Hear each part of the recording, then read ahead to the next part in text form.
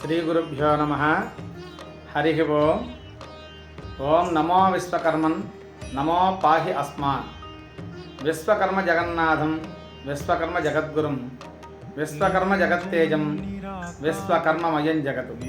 ప్రియ సర్వాత్మ బంధువులారా, ఈ జగత్ సృష్టిలోని సర్వాత్మక చరాచర జీవరాశులకు కూడా ఈరోజు ఒక పండగ రోజు, చాలా ముఖ్యమైన రోజు.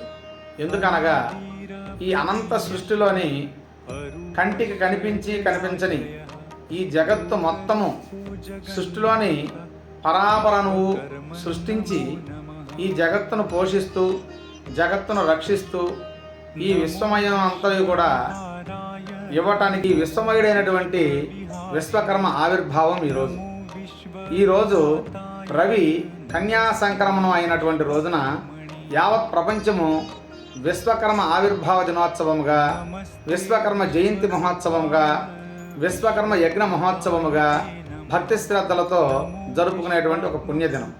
ఈ అనంత సృష్టిలో స్వయంభువుగా ఉద్భవించి ఒక జగత్తేజమునకే విశ్వకర్మ అని పేరు.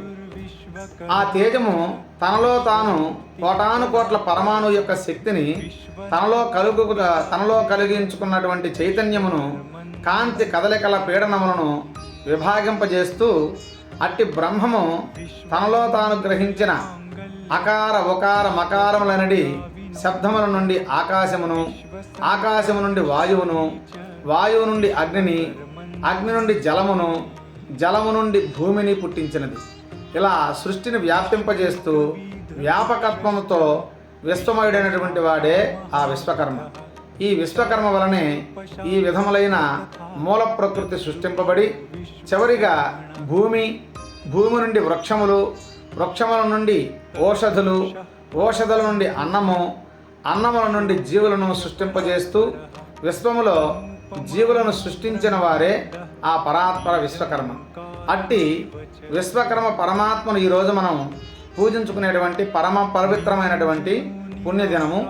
ఈ యొక్క సృష్టిలో ఈ విధంగా సృష్టిని విరామము లేకుండా కర్మలు చేయిస్తూ జీవుల చేత ఈ సృష్టిలో కర్మలన్నిటికీ కూడా తన ఆధీనపరుచుకొని తనలోని చైతన్యమునే జీవరాశిలో సృష్టి కొరకు బ్రహ్మగా, జీవరాశి పోషణ కొరకు విష్ణువుగా, జీవరాశి యొక్క కర్మ పరిసమాప్తి కొరకు రుద్రునిగా ఉద్భవించి విరామము లేని సృష్టి కర్మను చేయువాడే, విశ్వమంతా వ్యాపించి ఉన్నవాడే ఆ విశ్వకర్మ. కనుక ఈ పరమాత్మకే విశ్వకర్మ అని పేరు వచ్చినది. ఇట్టి బ్రహ్మాండమైనటువంటి సృష్టి అంతటకు ఈయనే ఆరంభకర్త. కనుక ఈయనే సృష్టికర్తయని, విశ్వంలోని కర్మలన్నీ ఈయనచే జరిపింపబడుచున్నవి గనుక ఈయనే విశ్వకర్మయని, ఈయనే విశ్వకర్మ భగవానుడని సృష్టి వాంగ్మయమైన వేదములలో కొనియాడబడుచు. విశ్వమంతా వ్యాపించి విశ్వములోని అన్నింటినీ కూడా సృష్టిస్తూ అన్ని జీవరాశులలో చైతన్యము కలిగిన ఆత్మగా నిలిచి ఉంటాడు ఈ విశ్వకర్మ. అతనికి మరణం లేదు, పుట్టుక లేదు.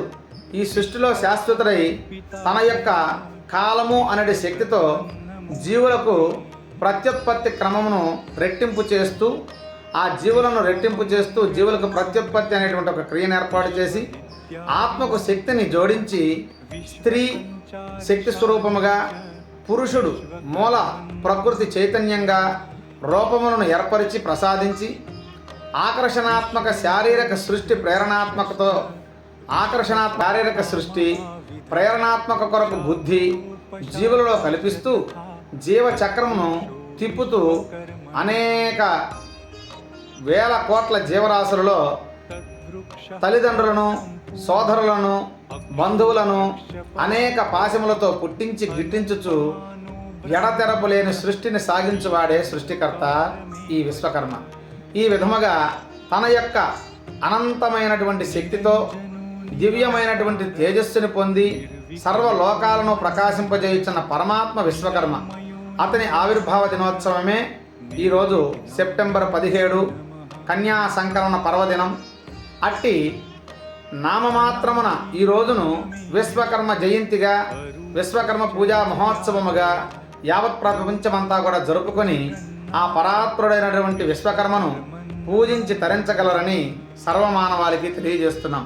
ఈ పరాత్పరుడైనటువంటి విశ్వకర్మ యొక్క తత్వమును ఎవరైతే ఎరుగుదరో, ఎవరైతే ఈ సృష్టి క్రమమును ఈ విధముగా తెలుసుకొని సృష్టికి మూల పురుషుడైనటువంటి ఆ పరమాత్మను సేవింతురో అట్టి వారికి ఈరోజు చేసినటువంటి పుణ్య ఫలము వారు చేసిన ఆవగించైనను కూడా గుమ్మడికాయంత ఫలమునిచ్చి వారు మోక్షమును పొందగలరని ధర్మశాస్త్రం తెలియజేయుచున్నది. శుభం.